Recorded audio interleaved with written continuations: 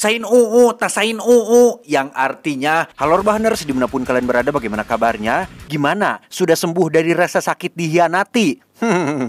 Sebuah film berjudul Getaway tahun 2024 akan menceritakan tentang sebuah keluarga yang liburan ke pulau terpencil berisi warga yang semuanya adalah kanibal atau pemakan daging manusia. Sebrutal apakah ceritanya? Langsung saja pasang handsfree, simetriskan pusat rebahan, kencangkan celana dalam, selamat menonton dan cekicrot.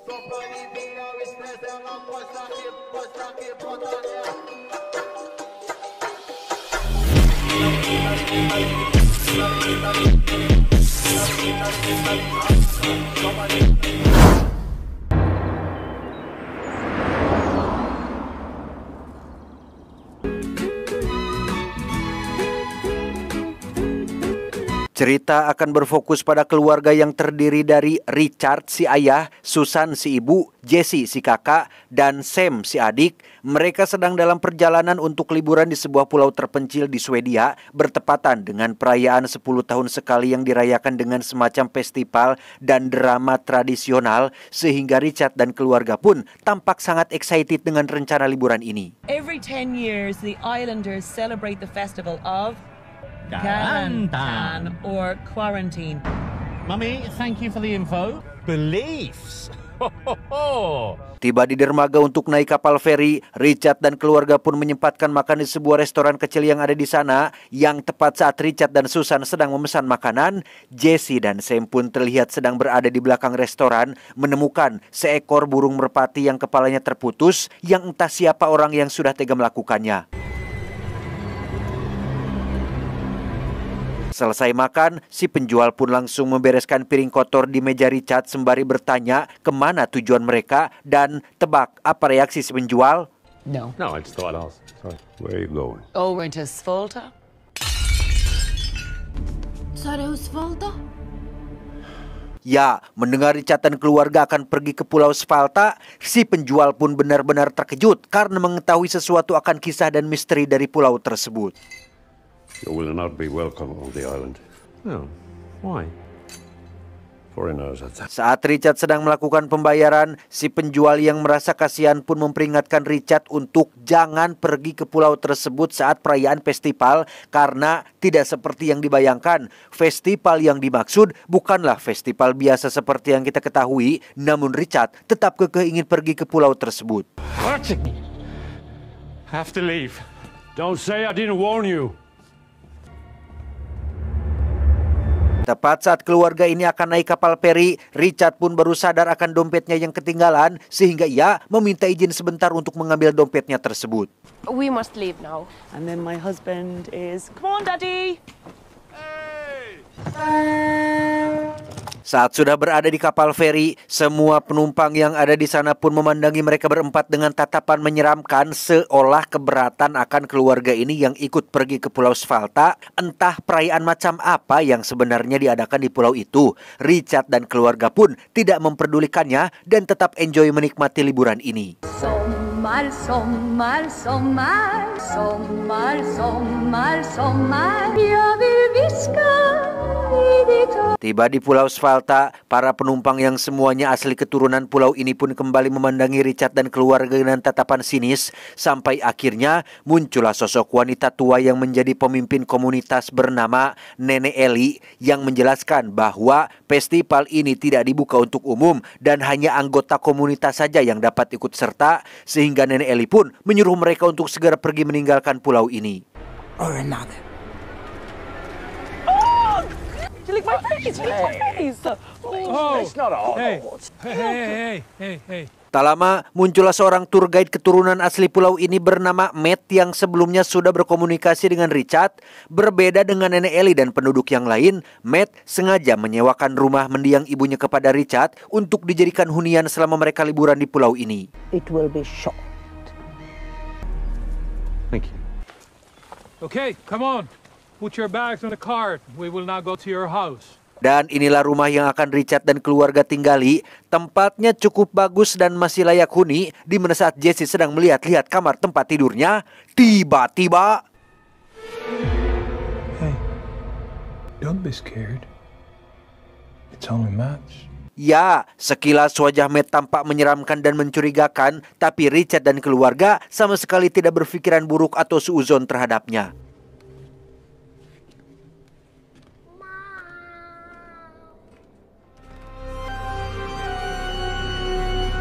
Singkat cerita, malam pun poek. Suasana rumah kini menjadi berbeda setelah lampu di semua ruangan dimatikan, di mana Richard dan Susan pun terbangun oleh cahaya yang muncul dari luar yang ternyata...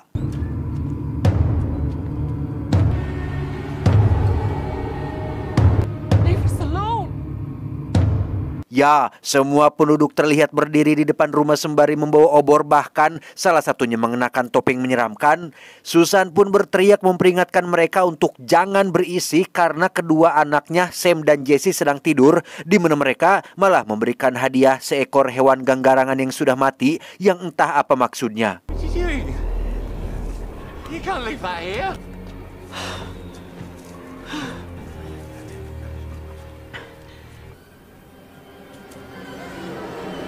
Keesokan paginya, Richard pun mendatangi kediaman Matt untuk menunjukkan hewan mati yang diberikan semalam, di mana Matt menjelaskan bahwa itu adalah semacam sambutan tradisional khas Pulau Spalta, dan Richard diminta untuk jangan terlalu mengkhawatirkan hal tersebut. I will take this to the commune. Thank you. I appreciate that. It's Thank you. Bye-bye. Siangnya, Richard dan keluarga pun berkeliling pulau sembari mencari spot yang bagus untuk berfoto, tanpa sadar jika di kejauhan ada seorang pria botak bernama Johan sedang mengawasi mereka berempat. Di saat yang sama di restoran yang pernah Richard dan keluarga kunjungi, beberapa polisi sedang melakukan olah TKP setelah mendapati mayat si pemilik resto yang ternyata sudah mati dengan kondisi yang sangat mengenaskan. Nice. Curiga jika pelakunya adalah salah satu warga di Pulau Spalta, seorang detektif kepolisian pun langsung meluncur ke pulau tersebut untuk melakukan penyelidikan, tepat saat Nenek Ellie dan beberapa penduduk sedang latihan drama untuk menyambut hari perayaan yang jatuh hari esok.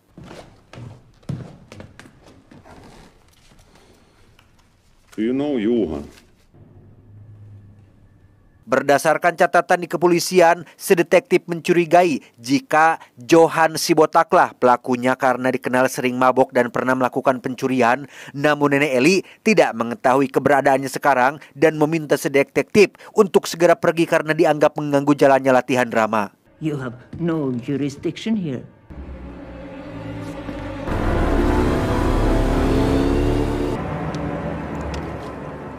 Beralih ke Sam dan Jesse yang sedang mendatangi kafe milik salah satu pemuda bernama Paul yang selalu menunjukkan raut wajah jamedud alias cemberut. Paul secara terang-terangan memberitahu bahwa keberadaan keluarga mereka di tempat ini sangat-sangat tidak diterima. Bahkan muncul 3 orang warga yang bermaksud mengusir mereka keluar dari kafe tersebut. We don't want to be here, mate, okay? My waffles. Don't look at him. Don't touch me. Dan ya, di luar sudah ada beberapa penduduk yang mengenakan jubah dan topeng lengkap dengan 4 peti mati yang entah ditujukan untuk siapa. Mereka pun tertawa menyeramkan yang membuat Sam dan Jesse risih, sehingga mereka berdua pun segera pergi meninggalkan tempat tersebut.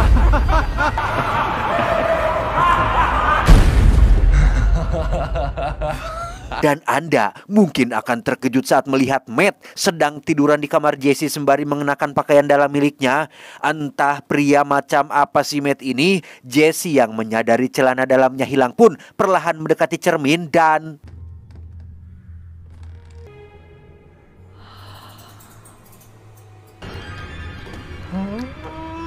Malam harinya di aula komunitas warga Pulau Spalta, Nenek Ellie terlihat sedang memberikan pidato kepada seluruh penduduk terkait acara perayaan yang akan digelar besok.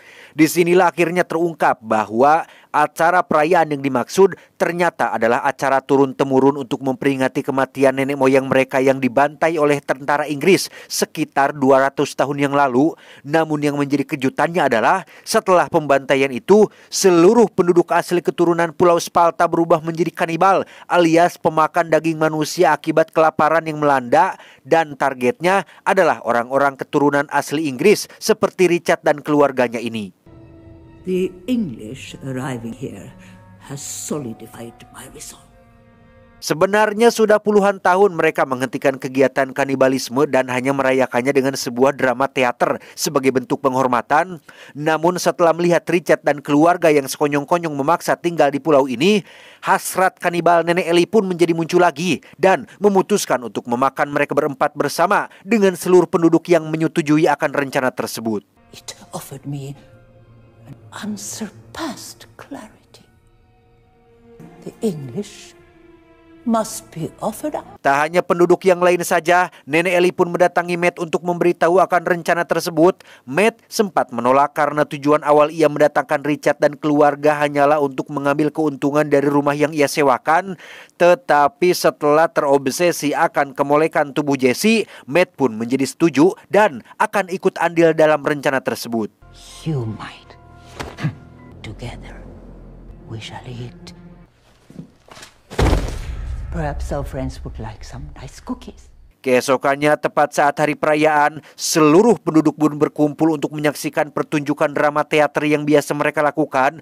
Barulah setelah selesai pertunjukan, mereka akan langsung memburu Richard dan keluarga untuk dihidangkan sebagai makan malam.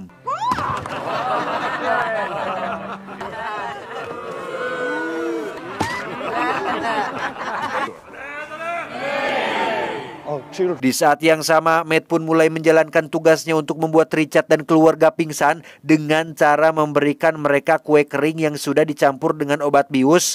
Awalnya mereka berempat enggan memakan kue kering yang bentuknya tidak puguh itu, tetapi setelah capek berenang dan kedinginan, Richard dan keluarga pun memutuskan untuk menikmatinya.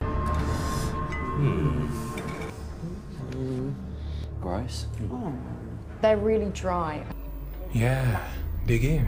Tak lama setelah Richard dan keluarganya ngagoler, Matt pun muncul untuk memastikan mereka semua sudah pingsan. Tanpa sepengetahuan Nenek Ellie yang masih melakukan pertunjukan, Matt pun langsung menjalankan rencana terselubungnya, yaitu melampiaskan hasratnya kepada si Jesse. Tetapi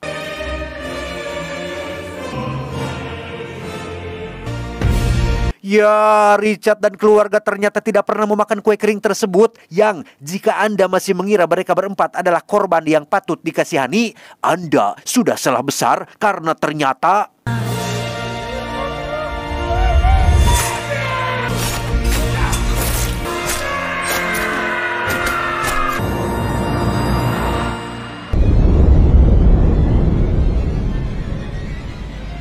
dan Anda mungkin akan terkejut saat mengetahui jika Richard, Susan, Sam, dan Jesse adalah monster yang sesungguhnya. Keempatnya adalah psikopat yang sengaja datang ke pulau ini untuk melakukan pembantaian tanpa perlu khawatir akan diganggu oleh pihak kepolisian.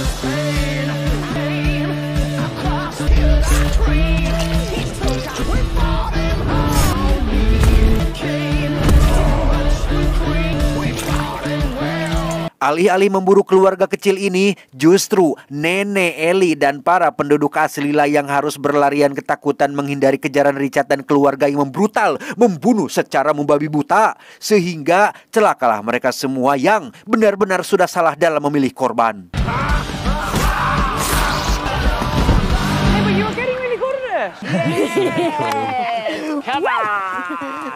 Malamnya, Jesse dan Sam pun mendatangi pusat komunikasi kantor pelabuhan untuk mencegah petugas menghubungi pihak luar. Disinilah kita akan melihat jiwa-jiwa psikopat yang ada di dalam diri mereka berdua ketika Jesse dan Sam harus berakting ketakutan untuk mengelabui petugas yang ada di sana. Come in. There's a strange man. Hide from the monsters.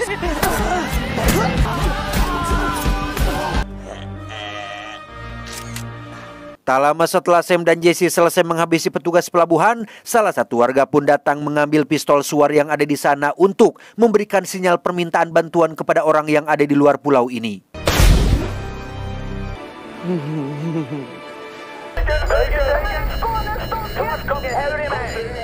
Tak lama setelah pihak kepolisian di luar pulau berhasil menerima sinyal permintaan tolong, Richard dan keluarga pun kembali melanjutkan perburuan yang kali ini targetnya adalah Nenek Ellie dan sisa warga yang bersembunyi di sebuah gudang. Sehingga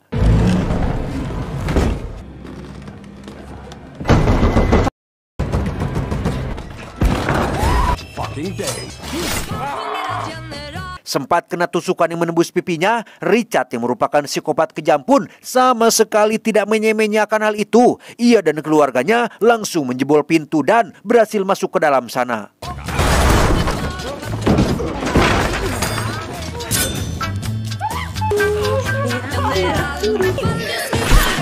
Ketika Richard CS sedang bersenang-senang, muncullah Paul yang bermaksud memberi peringatan, tetapi Not good. When I saw the flip. setelah Richard CS selesai bersenang-senang, kita akan melihat nenek Ellie dan suaminya berhasil kabur melalui jalan belakang dan tidak sempat melihat seperti apa bebenguk para pelaku yang sudah membantai warganya. Tidak seperti warga lain yang lemah dan ketakutan, nenek Ellie pun meyakinkan suaminya untuk tetap bertahan di pulau ini dan cari kesempatan untuk menghadapi para pelaku. You can do whatever you want. Help me complete the character. Di saat yang sama, Richard CS pun sedang rehat sembari menikmati api unggun, di mana Richard sekonyong-konyong menikam leher Sam hingga modar karena ternyata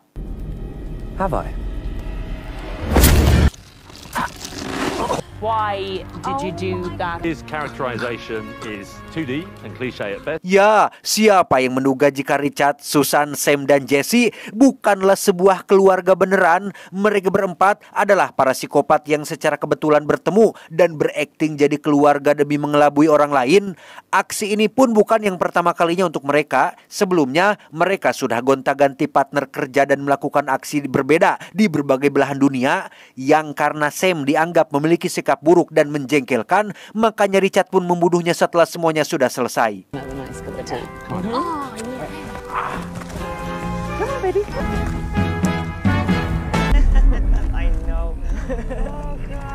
Tepat saat si detektif sampai di pulau ini dan melihat kekacauan yang luar biasa mengerikan, Richard CS pun pergi ke kediaman si Matt dan baru sadar jika selama ini Matt diam-diam mengawasi mereka dari kamera tersembunyi. Melihat kemunculan nenek Ellie dan suaminya di bawah, Jesse pun meminta izin untuk mengatasinya sendirian dan di luar ekspektasi, Jesse pun ditembak di bagian perut tapi tidak sampai membuatnya mati. Karena nenek Ellie dan suaminya belum tahu bahwa yang membantai seluruh penduduk adalah Richard CS, Jesse pun kembali berakting dengan menjelaskan bahwa pelakunya adalah si Matt. Sehingga suami si nenek Ellie pun memutuskan untuk memeriksanya ke dalam kamar. Please help me.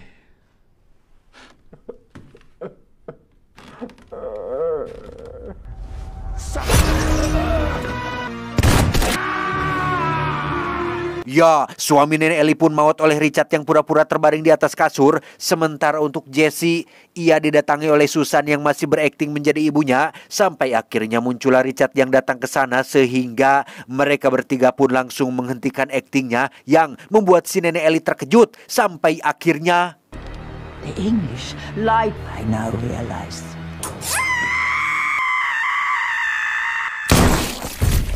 Dan ya, psikopat memang selalu punya keberuntungan yang di luar nalar ketika detektif menembak nenek Ellie karena dianggap sebagai pelakunya. Sehingga aman sudahlah Richard CS yang langsung dibawa pergi meninggalkan pulau ini. Untuk si Johan botak, ia pun ditembak mati oleh pasukan polisi yang baru datang. Dan itu menjadikan pertunjukan terakhir paling menyenangkan untuk Richard dan keluarga abal-abalnya. That was the best holiday ever. Stay together. Tamat ending yang cukup membrutalkan. Pesan yang bisa kita ambil dari film ini adalah moral seseorang tidak bisa dilihat dari penampilan luar. Banyak yang berpenampilan baik, rapi, memakai jas, dasi, celana bahan, sepatu pantopel mahal, duduk di kursi rapat membahas kebijakan, tapi ternyata penipu dan tidak tulus. Di sisi lain, banyak yang berpenampilan apa adanya, terkadang sekilas terlihat arogan dan mawakar pesorangan, namun memiliki ketulusan dan kebaikan yang luar biasa. Ingat, jangan menilai orang dari sampulnya, buka dulu, baru memberi penilaian. Siapa tahu barangnya bagus. Hai! Saya John mewakili jajaran direksi yang bertugas mengucapkan terima kasih dan sampai jumpa di video selanjutnya. Adios, keluarga harmonis landak laut.